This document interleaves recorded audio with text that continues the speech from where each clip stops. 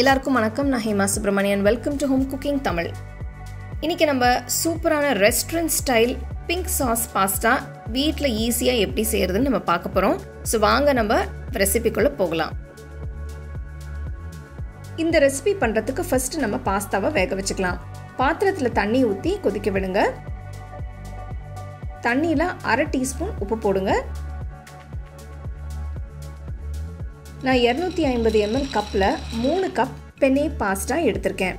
இந்த ரெசிபிக்கு நீங்கள் உங்களுக்கு பிடிச்ச பாஸ்தாவும் யூஸ் பண்ணிக்கலாம்.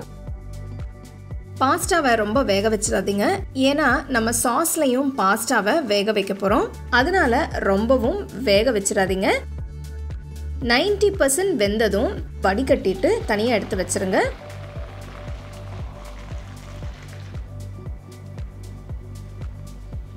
நெக்ஸ்ட் நம்ம தக்காளியை வேக வச்சுக்கலாம்.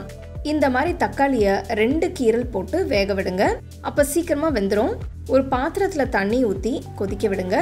தண்ணி கொதிச்சதும் தக்காளியை போட்டு வேக விடுங்க. நான் இந்த ரெசிபிக்கு 8 மீடியம் சைஸ் தக்காளி எடுத்திருக்கேன். தக்காளி வெந்ததும் தண்ணியிலேருந்து எடுத்துட்டு தோலை உரிச்சிட்டு சின்ன பீசஸை கட் பண்ணி நல்லா பேஸ்ட்டாக அரைச்சிக்கோங்க.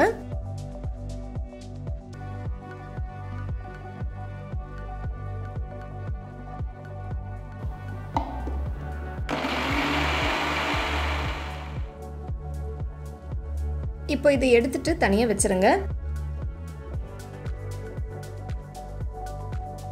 அதுக்கு கடாயில் 75 கிராம் உப்பு இல்லாத வெண்ணெயை போடுங்க.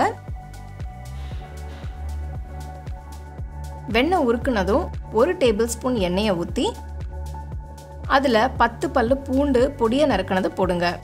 ஆலிவ் ஆயில் இல்லைன்னா ரிஃபைண்ட் ஆயில் எதுனாலும் நீங்கள் யூஸ் பண்ணிக்கலாம். ரொம்ப ஸ்ட்ராங் வாசனையாக இருக்கிற எண்ணெயை மட்டும் யூஸ் பண்ணாதீங்க. நெக்ஸ்ட் ஒரு பெரிய வெங்காயம் பொடியை நறுக்கினது சேர்க்குறேன். 2 நிமிஷத்துக்கு நல்லா வதக்குங்க. அடுத்து 1 கப் பச்சை குடமிளகாய் நறுக்கினது, 1 கப் சிவப்பு குடமிளகாய் நறுக்கினது சேர்க்குறேன். எல்லா பீசஸையும் நல்ல ஈக்குவல் சைஸில் கட் பண்ணிக்கோங்க.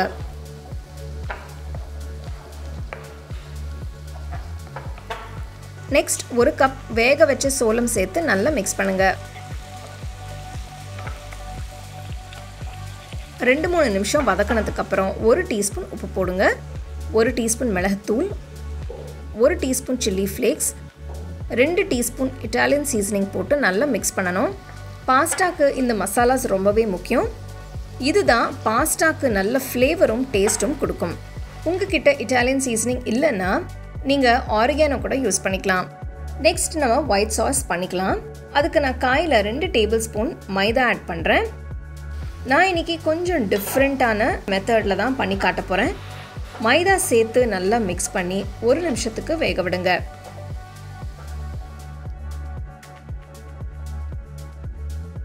நெக்ஸ்ட் 1 கப் கொதிக்க வச்சு ஆற வச்ச பாலை ஊற்றுங்க. கொஞ்சம் கொஞ்சமாக பால் ஊற்றுங்க.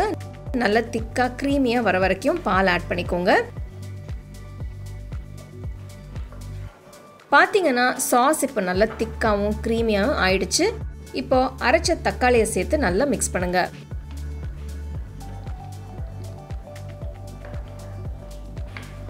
பாருங்க சாஸ் எவ்வளோ சூப்பராக வந்திருக்குன்னு. Next 1 table spoon tomato ketchup ஊற்றுங்க. இது ஆப்ஷனல் தான். உங்களுக்கு டொமேட்டோ கெச்சப் வேண்டாம்னா நீங்கள் சேர்க்க தேவையில்லை. அடுத்து நான் 1 டீஸ்பூன் பாப்ரிகா பவுடர் சேர்க்குறேன். உங்ககிட்ட பாப்ரிகா பவுடர் இல்லைன்னா நீங்கள் ரெகுலர் தனி மிளகாய் தூள் யூஸ் பண்ணிக்கலாம். இதுவும் ஆப்ஷனல் தான். சாஸை நல்லா ரிச்சாகவும் க்ரீமியாகவும் ஆக்கிறதுக்காக நம்ம 4 சீஸ் ஸ்லைஸ் சேர்த்துக்கலாம். சீஸ் நல்லா உருகி வர வரைக்கும் கலந்து விடுங்க.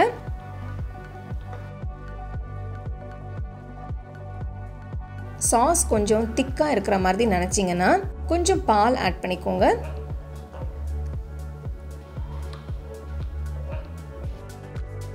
இப்போ வேக வச்ச பாஸ்தாவை சேர்த்து பாஸ்தாவில் சாஸ் நல்லா கோட் ஆகிற மாதிரி மிக்ஸ் பண்ணுங்க.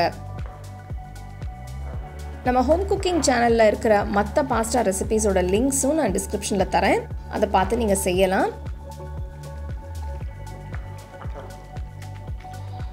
கடைசியாக 1 கை பேசில் இலை போட்டு மிக்ஸ் பண்ணுங்கள்.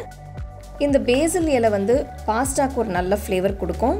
ரொம்பவே டேஸ்டியான வெஜிடபிள் பிங்க் சாஸ் பாஸ்தா சூப்பராக ரெடி ஆயிடுச்சு. நல்லா சூடாக சர்வ் பண்ணுங்க. நான் இன்னைக்கு பாஸ்தாவை பிரெட்டோட சர்வ் பண்ணுறேன். நீங்கள் அப்படியே கூட சாப்பிட்லாம். ஒருவேளை பாஸ்தா கொஞ்சம் ட்ரை ஆயிடுச்சுன்னா கொஞ்சமாக சூடான பால் ஊற்றி மிக்ஸ் பண்ணுங்கள். அப்போ க்ரீமி கன்சிஸ்டன்சி வந்துடும். நீங்கள் இந்த ரெசிபிக்கு உங்களுக்கு பிடிச்ச வெஜிடபிள்ஸை யூஸ் பண்ணிக்கலாம். நான் இதில் பெனே பாஸ்தா யூஸ் பண்ணியிருக்கேன். ஆனால் நீங்கள் உங்களுக்கு பிடிச்ச பாஸ்தா போட்டு மீதி ஸ்டெப்ஸ் எல்லாம் அப்படியே நீங்கள் ஃபாலோ பண்ணிக்கலாம். கண்டிப்பாக இந்த ரெசிபியை நீங்கள் ட்ரை பண்ணி ருசிச்சு சாப்பிடுங்க. உங்களுக்கு இந்த ரெசிபி பிடிச்சிருந்தா லைக் பண்ணி ஷேர் பண்ணி ஹோம் குக்கிங் தமிழ் சேனலுக்கு சப்ஸ்கிரைப் பண்ணுங்கள். மறக்காமல் பெல் ஐக்கானை கிளிக் பண்ணுங்கள்.